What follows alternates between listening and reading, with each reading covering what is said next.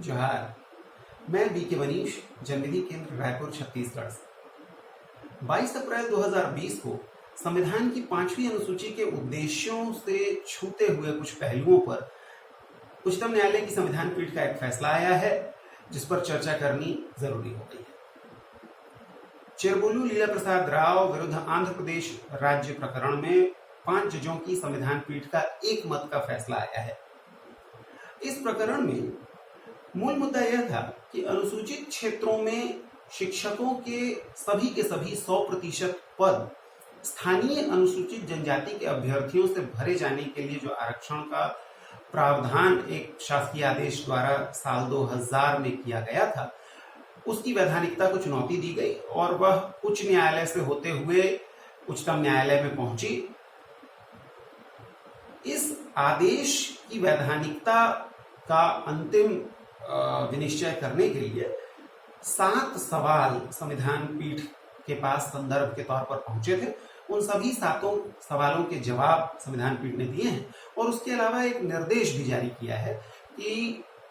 अनुसूचित जनजातियों की जो सूची महामहिम राष्ट्रपति के द्वारा जारी की गई है और जिसमें भारत की संसद के द्वारा समय समय पर संशोधन किए गए हैं, उसका एक पुनरीक्षण किया जाए और इसके लिए उपयुक्त कदम सरकार उठाए। मोटे तौर पर देखा जाए तो इन 7 सवालों के जवाब तकनीकी तौर पर अपनी जगह बिल्कुल सही हैं। समस्या ये है कि इन सवालों के जवाबों तक पहुंचने के लिए जो कानूनी तर्क का रास्ता लिया गया है, उसमें कुछ एक जगहों पर मतांतर हो सकता है, कुछ गड़बड़ियां हैं। मेरा अपना मत है कि उसमें कम से कम 2 बिंदुओं पर माननीय उच्चतम न्यायालय की संविधान पीठ से गलती हो गई। ज्यादा बड़ी चिंता इस प्रकरण में नहीं है, इसलिए क्योंकि अनुसूचित जनजातियों के हित पर काम करने वाले पुराने गहरे एक्टिविस्ट हों या एडमिनिस्ट्रेटिव लॉ और कॉन्स्टिट्यूशनल लॉ की समझ रखने वाले लोग हों, वे सभी इस बात से सहमत होंगे कि अनुसूचित क्षेत्र में भी शिक्षकों के पदों में 100% आरक्षण स्थानीय अनुसूचित जनजातियों के लिए कर देना अतार्किक भी है, जनजातियों के हित में भी नहीं है और असंवैधानिक भी है और उसे खारिज होना चाहिए था और वो खारिज हो गया है। ज्यादा बड़ी तकलीफ ये होगी कि उन 7 सवालों के जो जवाब संविधान पीठ ने दिए हैं, उनका इंटरप्रिटेशन, उनका निर्वचन आगे चलकर दूसरे प्रकरणों में किस तरीके से होगा, उसका क्या अर्थ निकाला जाएगा और उससे जनजातीय हितों पर क्या फर्क पड़ेगा, ये चिंता का विषय है और इसीलिए इसकी कानूनी व्याख्या करनी जरूरी है। जाहिर सी बात है, इस फैसले को लेकर के काफी उन्माद की स्थिति है। काफी लोगों ने इस पर शुरुआती प्रक्रियाएं जो दी हैं वो काफी जोश से भरी पड़ी हैं। मोटे तौर पर इस फैसले की व्याख्या के बारे में जो भी कुछ आपको सुनने को मिलेगा वो राजनैतिक उद्देश्य से प्रेरित होगा, उसके कानूनी पहलुओं पर काफी कम बातें होंगी। 2 बड़े सवाल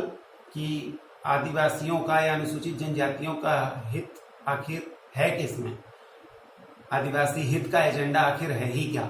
और उससे भी पहले आदिवासी कौन है, ये ऐसे सवाल हैं जिनका जवाब खोजा नहीं जा सका है और पिछले 80 सालों में इन सवालों का जवाब खोजने की दिशा में बड़ी बड़ी बाधाएं भी खड़ी की गई। एक बात ये, और दूसरा ये कि संविधान की 5वीं अनुसूची का उद्देश्य आखिर है क्या, इसे बनाने वाले आखिर क्या चाहते थे और इसके विकास की यात्रा में कौन कौन से चरण आए, इसको लेकर ईमानदारी का सख्त अभाव हमारे देश में भारत गणतंत्र के इतिहास में रहा है। 5वीं अनुसूची पर कुछ एक दर्जन किताबें हैं, कुछ एक सैकड़ा लेख हैं, पेपर्स हैं, लेकिन एशिया के सबसे प्रतिष्ठित अकादमिक जर्नल से भी एक ऐसा पेपर खोज कर निकालना मुश्किल है जिसमें कानूनी तर्क बिल्कुल चौकस हों, सही हों, सीधे हों और कानूनी व्याख्या 5वीं अनुसूची की ठीक ठाक खोज पाना बहुत मुश्किल ही है। आमतौर पर इस पर जो भी कुछ लिखा गया है, चाहे उसे अकादमिक क्षेत्र में लिखा गया हो या एक्टिविस्टों ने उस पर लिखा हो, उसमें पॉलिटिकल रेटरिक ही ज्यादा है, कानूनी तर्क काफी कम ही है। खैर, सबसे पहले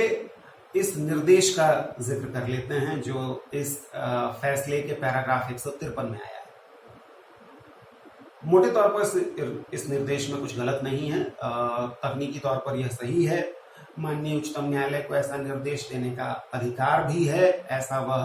पिछले कुछ निर्णयों में, खासतौर पर सुरेश चंद्र गौतम फैसले में कह भी चुकी है कि अनुसूचित जाति और अनुसूचित जनजातियों की सूचियां जारी करना ऐसे संवैधानिक कर्तव्य हैं जिनके लिए प्राधिकारी को ध्यान दिलाया जा सकता है, याद दिलाया जा सकता है। ये सिर्फ दी हुई शक्तियां भर नहीं है, उन शक्तियों के साथ कर्तव्य भी जुड़े हुए हैं। तो अगर ऐसा लगता है कि उन सूचियों के पुनरीक्षण की कोई आवश्यकता है तो माननीय उच्चतम न्यायालय को पूरा अधिकार था कि वह इस बारे में निर्देश दे दे। इसकी जरूरत से भी इनकार नहीं किया जा सकता है। काफी कम बार ऐसा हुआ है कि इस पर गंभीर विचार किया गया हो या कोशिश की गई हो कि अनुसूचित जनजातियों की सूची की ऐसी समीक्षा की जाए कि उसमें से कुछ हिस्सों को बाहर निकाला जाए समीक्षा के बाद। जो गड़बड़ी है वो ये है कि इस फैसले में, यानी कि इस संविधान पीठ को यह अधिकार प्राप्त नहीं था कि वह ऐसा कोई निर्देश दे। पैराग्राफ 153 में आदेश या निर्देश, ऑर्डर या डायरेक्शन शब्द का इस्तेमाल नहीं किया गया है। तो इसलिए मोटे तौर पर तो यह कहना भी मुश्किल है कि उच्चतम न्यायालय ने ऐसा कोई निर्देश दिया है, लेकिन जैसी भाषा है उससे यह आशय निकाला जा सकता है कि माननीय उच्चतम न्यायालय ने यह निर्देश दिया है कि अनुसूचित जनजातियों की जो सूची है उसका पुनरीक्षण किया जाए। चूंकि यह बिंदु उन 7 सवालों में न तो शामिल था, न ही उससे उपजता है और न ही सीधे तौर पर जुड़ा हुआ है, इसलिए निर्णय का यह हिस्सा पर इनक्यूरियम है और जहां तक संभावना है कि कोई न कोई पक्षकार इस मामले का या तो रिव्यू में या क्यूरेटिव में ये मुद्दा उठाएगा और कहेगा कि इस पीठ को यह कहने का कोई अधिकार नहीं था। लेकिन दूसरी तरफ यह भी संभव है कि अगर अपने आप में निर्देश तकनीकी तौर पर गलत नहीं है और दिया ही जा सकता है तो कोई समस्या नहीं है। इसकी समीक्षा के दरमियान अगर यह मामला वापस आया खुली अदालत में और बड़ी बेंच को भेज दिया गया, या किसी और मुकदमे में 2 जजों की एक बेंच के ही सामने अगर आ गया और माननीय उच्चतम न्यायालय ने निर्देश दे दिया, तो यह काम तो करना ही पड़ेगा। अब बात कर लेते हैं उन 7 प्रश्नों की। मोटे तौर पर सवाल ये थे कि क्या संविधान की 5वीं अनुसूची के पैरा 5(1) के तहत राज्यपाल कोई नया कानून बना सकते हैं। इसका जवाब दिया गया कि जी नहीं। नए कानून बनाने के लिए, जिन्हें कि विनियम कहा जाता है, शक्ति 5वीं अनुसूची के पैराग्राफ 5(2) में दी गई है। 5(1) की शक्ति के तहत राज्यपाल सिर्फ संसद या राज्य की विधायिका द्वारा बनाए जा चुके किसी अधिनियम या किसी प्रवृत्त विधि में संशोधन कर सकते हैं। दूसरा सवाल था कि क्या पैरा 5(1) के तहत राज्यपाल उपविधि निर्माण कर सकते हैं, यानी अधिनियमों के तहत जिस तरीके के नियम उपनियम बनाए जाते हैं। साफ कर दिया गया क्योंकि 5(1) की भाषा में ही अधिनियम शब्द लिखा हुआ है, इसीलिए 5(1) का इस्तेमाल करते हुए राज्यपाल उपविधि का निर्माण नहीं कर सकते। तीसरा सवाल था कि क्या पैरा 5(1) की शक्ति का इस्तेमाल करते हुए राज्यपाल जो संशोधन करेंगे किसी अधिनियम में, उससे संविधान के भाग 3 मूल अधिकार के किसी प्रावधान का उल्लंघन किया जा सकता है या नहीं। जवाब दिया गया कि जी नहीं। पैरा 5(1) की शक्तियों का इस्तेमाल करते हुए भाग 3 मूल अधिकार के किसी प्रावधान का उल्लंघन नहीं किया जा सकता है। इस बिंदु पर थोड़ी गहराई से सोचना चाहिए। काफी लोग यह सवाल खड़ा करते हैं कि चूंकि 5वीं अनुसूची एक विशेष प्रावधान है, इसलिए अनुसूचित क्षेत्रों और अनुसूचित जनजातियों के कल्याण के लिए यदि कोई ऐसा प्रावधान करना पड़े जो कि भाग 3 और भाग 3 के किसी भी एक प्रावधान से अगर टकराता हो तो उसे ठीक मानना चाहिए, वैध मानना चाहिए। इसलिए क्योंकि 5वीं अनुसूची को विशेष प्रावधान माना गया है और खास तौर पर इसके पैरा 5(1) की शुरुआत में संविधान में किसी अन्य बात के होते हुए भी, जिसे कानून की भाषा में हम नॉन ऑब्स्टेंटिव क्लॉज कहते हैं, दिया हुआ है। लेकिन ये दरअसल पांचवी अनुसूची के उद्देश्य को समझने में हुई गड़बड़ी से आया हुआ तर्क है। मोटे तौर पर ऐसा कहने की कोई जरूरत नहीं है। हम सब जानते हैं कि भाग 3 और 5वीं अनुसूची संविधान सभा की एक ही समिति की अलग अलग उप समितियों से चल करके आए थे। इनमें किसी तरीके का संघर्ष देखने की जरूरत नहीं है और मोटे तौर पर अनुच्छेद 15 के खंड 4, 16 के खंड 4 और 19 के खंड 5 के होते हुए ऐसा कहने की कोई जरूरत नहीं है। जनजातियों के हित के लिए ऐसा कोई कानून नहीं बनाया जा सकेगा, सोचा नहीं जा सकता है, जो कम से कम इन 3 में से किसी सुरक्षा के घेरे में न आ जाए। और कोई भी कानून या किसी भी अधिनियम में कोई संशोधन अगर किया जा रहा हो और उसे इन तीनों में से किसी एक का भी संरक्षण प्राप्त हो जाए, तो मूल अधिकार के भाग के किसी अन्य प्रावधान से अगर उसका क्लैश हो भी, तो वहां तक उसे हार्मोनियस कंस्ट्रक्शन में देखना बहुत आसान होगा। उसे इंटरप्रिटेशन के माध्यम से उस टकराहट को खत्म किया जा सकता है। चौथा सवाल था कि क्या पैरा 5(1) की शक्तियों का इस्तेमाल करते समय अन्य समांतर शक्तियां जो संविधान में दी हुई हैं, जैसे कि अनुच्छेद 371 घ, जो कि आंध्र प्रदेश और तेलंगाना आंध्र प्रदेश राज्य के 2 अलग अलग हिस्सों और अन्य हिस्सों के बीच समन्वय बिठाने के लिए संशोधन के द्वारा एक नया अनुच्छेद जो जोड़ा गया था, क्या उसकी शक्तियां जो राष्ट्रपति को प्राप्त हैं उससे टकरा सकता है? जवाब दिया गया कि जी नहीं। पैराग्राफ 5(a) की शक्ति का इस्तेमाल करते समय राज्यपाल अनुच्छेद 371 घ के तहत राष्ट्रपति को जो शक्तियां प्राप्त हैं उससे टकरा नहीं सकते हैं। यह मेरी राय में इस पूरे फैसले का एकमात्र ऐसा बिंदु है जो तकनीकी तौर पर थोड़ा कमजोर है और हो सकता है कि सही तरीके से पैरवी करने पर इसे अगले किसी चरण में सुधारा जा सके। उसकी वजह यह है कि यह तो ठीक है कि 371 घ अनुच्छेद के खंड 10 में भी नॉन ऑब्स्टेंटिव क्लॉज मौजूद है, यानी कि संविधान में किसी अन्य बात के होते हुए भी। और यह भी ठीक है कि अगर संविधान के 2 प्रावधानों में अलग अलग नॉन ऑब्स्टेंटिव क्लॉज मौजूद हों तो जो बाद में आया हो उस पर ज्यादा ध्यान देना चाहिए, जब तक कि बहुत भयानक स्थिति न हो, एक दूसरे से बहुत ज्यादा न टकराते हो। इस बात में भी कोई इनकार नहीं है कि संविधान के अलग अलग प्रावधानों को पढ़ने के लिए तो हार्मोनियस कंस्ट्रक्शन सही तरीका है। इसका मतलब ये होता है कि अगर ऐसा लगे कि 2 प्रावधान आपस में कहीं पर टकरा रहे हैं तो निर्वचन ऐसा किया जाए, इंटरप्रिटेशन ऐसा किया जाए जिससे कि दोनों को जहां तक हो सके बचाया जा सके, एक दूसरे से टकराहट की स्थिति को कम किया जाए। यह मानना ही पड़ेगा कि 5वीं अनुसूची के पैरा 5(1) की शक्ति का इस्तेमाल करते हुए 371 घ की शक्ति का इस्तेमाल जो किया जा रहा है उससे टकराहट को बचाया जाना चाहिए। लेकिन इस हार्मोनियस कंस्ट्रक्शन की पूरी जिम्मेदारी केवल राज्यपाल के कंधे पर डालना ठीक नहीं है और इसका कोई संवैधानिक आधार नहीं है। ये बात उतनी ही सही है कि देखा जाए कि इन दोनों में कहां तक टकराहट है और क्या उस टकराहट को टाला जा सकता है। ये सैद्धांतिक बिंदु है। जहां तक व्यवहार का प्रश्न है, व्यवहार के लिहाज से जो जवाब दिया गया है वो बिल्कुल अपनी जगह ठीक है। चूंकि अनुच्छेद 371 घ इसलिए लाया गया था संविधान में संशोधन के माध्यम से क्योंकि आंध्र प्रदेश राज्य के अलग अलग हिस्सों का सही प्रतिनिधित्व लोक सेवा में नहीं हो पा रहा था, क्योंकि एक खास इलाके के लोग लोक सेवाओं में ज्यादा बड़ा कब्जा किए बैठे थे और इसलिए वहां काडर या संवर्ग बनाने के लिए जिले को डिस्ट्रिक्ट को एक इकाई माना गया था, यानी कि एक जिले के भीतर रहने वाले लोग दूसरे जिले में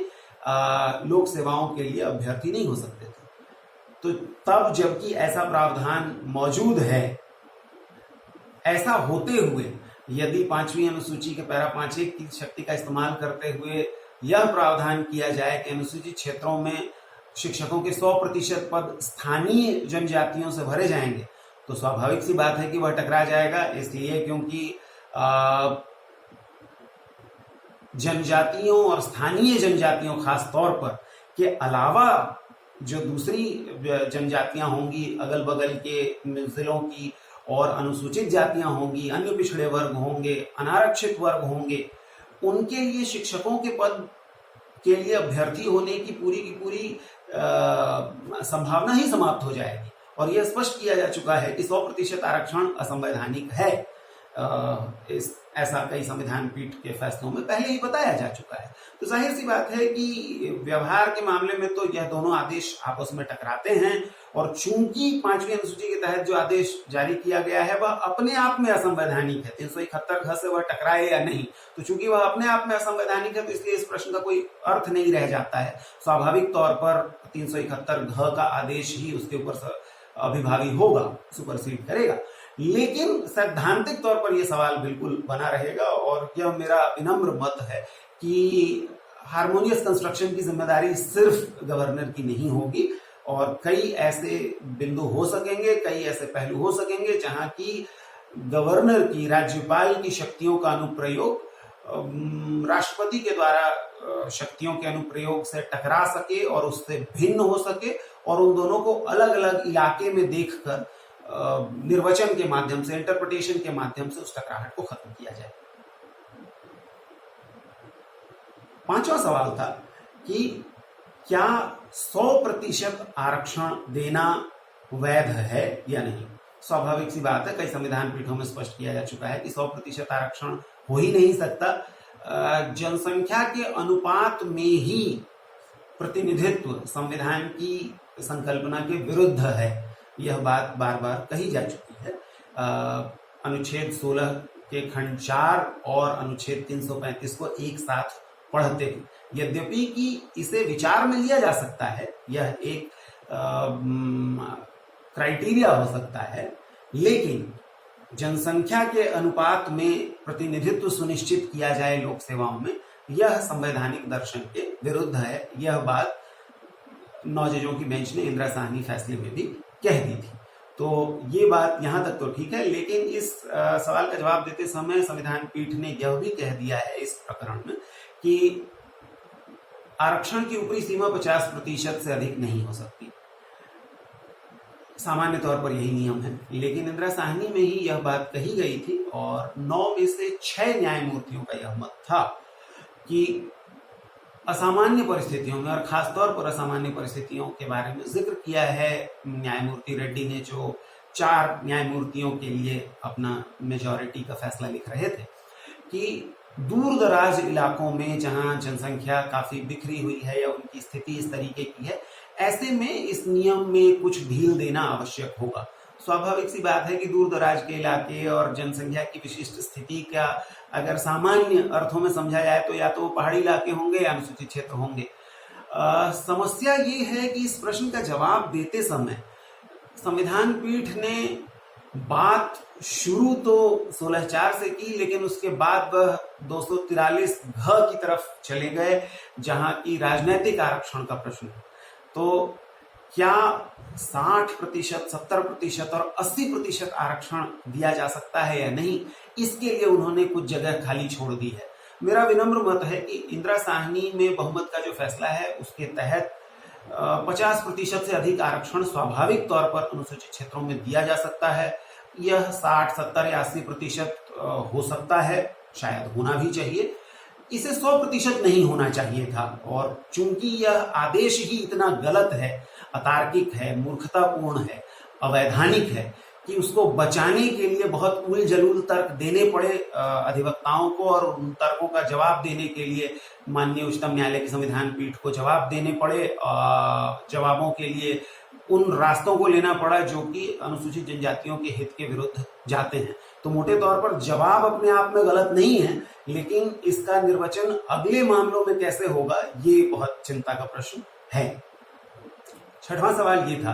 कि चूंकि यह तर्क दिया गया था कि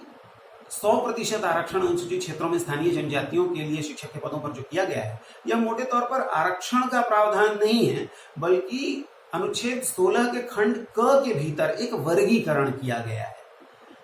तो प्रश्न ये था कि क्या पैरा 5(1) की शक्ति का इस्तेमाल अनुच्छेद 16(1) के तहत वर्गीकरण करने के लिए किया जा सकता है। जवाब दिया गया कि जी नहीं, आरक्षण और आरक्षण से जुड़े हुए सभी बिंदु और पहलू अनुच्छेद 16 के खंड 4 में समाहित हैं। उससे बाहर आरक्षण का कोई भी बिंदु मौजूद नहीं है। यह 9 जजों की पीठ इंदिरा साहनी के फैसले में कह चुकी है। इसलिए क्या ऐसा वर्गीकरण है या नहीं है, इसे दरकिनार भी रखा जाए, अगर ऐसा वर्गीकरण होता तब भी इसे पैरा 5 की शक्तियों के तहत नहीं किया जा सकता था। सातवां और अंतिम सवाल था कि अर्हता के लिए स्थानीय जनजातियों की परिभाषा सुनिश्चित करने के लिए अर्हता के लिए जो बात कही गई कि 26 जनवरी 1950 से पहले अनुसूचित जनजातियां जो कि उन अनुसूचित क्षेत्रों में रह रही थी सिर्फ उन्हें ही अर्ह माना जाएगा, उसके बारे में माननीय उच्चतम न्यायालय ने जवाब दिया है और बिल्कुल सही जवाब दिया है कि यह अतार्किक है, इसका कोई अर्थ नहीं है। 26 जनवरी 1950 को न तो राज्य बना था और न राज्य का पुनर्गठन हुआ था और न ही संविधान में ऐसी किसी तारीख का जिक्र है और न ही उस दिन अनुसूचित जनजातियों की सूची घोषित हुई थी। तो इसलिए यह एक अतार्किक तारीख थी, एक कट ऑफ लिस्ट थी और संविधान पीठ ने कहा कि जी हाँ, यह तार्किक है, इसका कोई अर्थ नहीं है, यह अवैधिक है। तो मोटे तौर पर यह 7 सवाल थे, इनके यह 7 जवाब थे। इस पर राजनैतिक बहस बहुत सारी हो सकती है और होगी भी, लेकिन बतौर विधिक अध्येता होने, लीगल रिसर्चर होने के इस कम से कम व्याख्या में मैं सिर्फ कानूनी बिंदुओं को ही कवर कर सकता था और मेरी जिद भी यही रहेगी, मेरा आग्रह भी यही रहेगा कि अनावश्यक और अनर्गल बातों से बचते हुए, जिसमें हम न्यायमूर्तियों के बारे में बात करने लगे या न्यायालय की प्रक्रिया के बारे में बात करने लगे, मोटे तौर पर हमारा ध्यान प्रश्नों पर और प्रश्न के पीछे के कानूनी तर्कों पर ही होना चाहिए, यदि हम अनुसूचित जनजातियों के हित को लेकर वास्तव में गंभीर